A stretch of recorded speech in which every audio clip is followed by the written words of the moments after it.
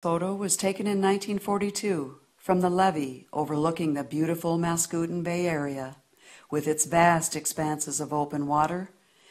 It was once the home of many species of marine life and a major stopping point for migrating waterfowl.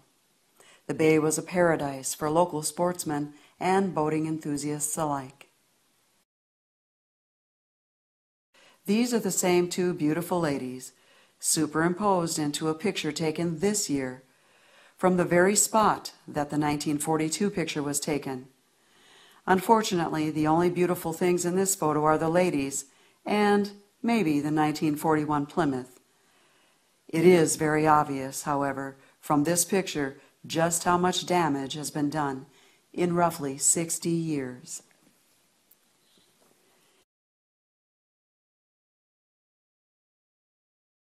In this photo from the 60s, it is very evident just how popular the marina once was. To the right side of the picture, one can see the open water of Mascoutin Bay and get a sense of just how big the bay was. In this even older photo, again one can see the size of Mascoutin Bay and realize just what has been lost. In this photo from the late 90s, you can see what was referred to as the city barge, located at the foot of State Street just off Beardstown's Riverview platform. One can see the silt encroaching on this area just upstream from the barge, which today is no longer there because the silt has completely filled the area. At normal river stage where the barge once was, is now land. In the upper right-hand corner of this photo, one can see the marina, now completely devoid of boats, and in the foreground, the tree-covered islands and peninsulas that have filled Mascoutin Bay and have blocked all access to the marina. One can also clearly see the difference between the water flowing from the Sangamon River and that which is coming from the Illinois River. In the 90s, the Corps of Engineers built a settling pond in the corner of the marina. They then dredged a small cut through the diversion dike in an effort to alleviate some of the problem.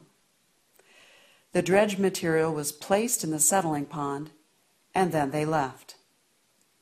That was the last Beardstown has seen of them. Even more tragic is the fact that they left the settling pond, which has now become a stagnant, water-filled mosquito breeding pond located just yards from a beautiful Little League ballpark. It also traps fish when the water is high and then becomes their death sentence when the river drops, leaving hundreds of dead fish carcasses, again just yards from a park and many residences.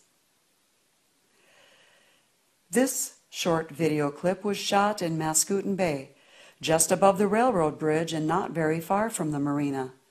On any given weekend, there were dozens of boats in the bay, enjoying everything from fishing to swimming and water skiing.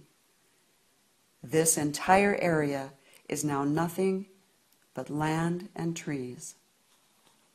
Although it is too late to do anything about Mascoutin Bay, we feel that we still have time to rescue our harbor and our riverfront, but time is rapidly running out.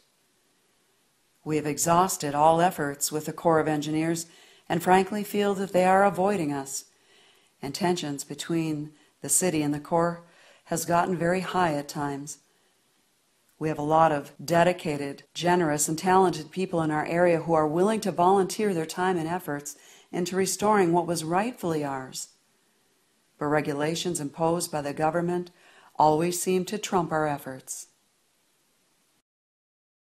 I've got a pontoon boat that I do a considerable amount of boating with, and well, we go out a couple times a week. I'm retired and my wife is semi-retired, so we go to Meridosha and put in because we can't get in here. And it's just a crime that we have to do that because we're the largest community on the river between Peoria and Alton. We are. We can't even get to the river. Right. That's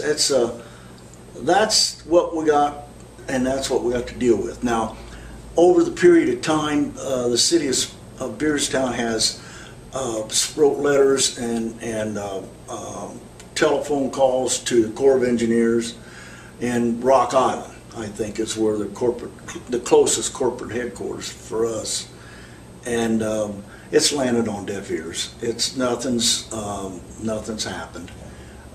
They're not going to do anything, and it's kind of sad because the minute some of those barges can't get up and down river, and if there's a sandbar that comes out, which happens periodically out there, the first time one of them barges hit that sandbar, here comes the Corps of Engineers with their great big sophisticated dredging equipment and throws the sand up on the bank.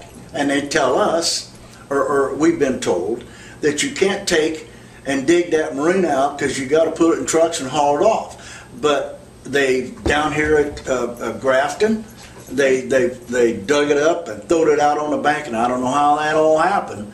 They made a bicycle trail out of it. They made it really nice, actually.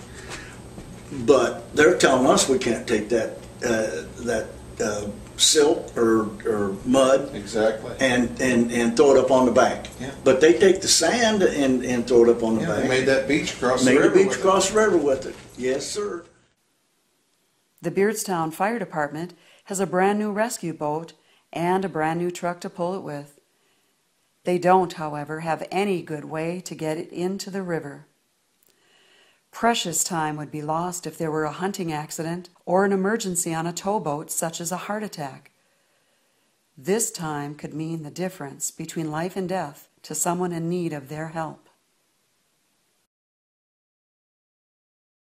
Beardstown is in desperate need of help and has run out of options. We are hoping that this film will bring our situation to light for those who might possibly have a solution or have the authority to help.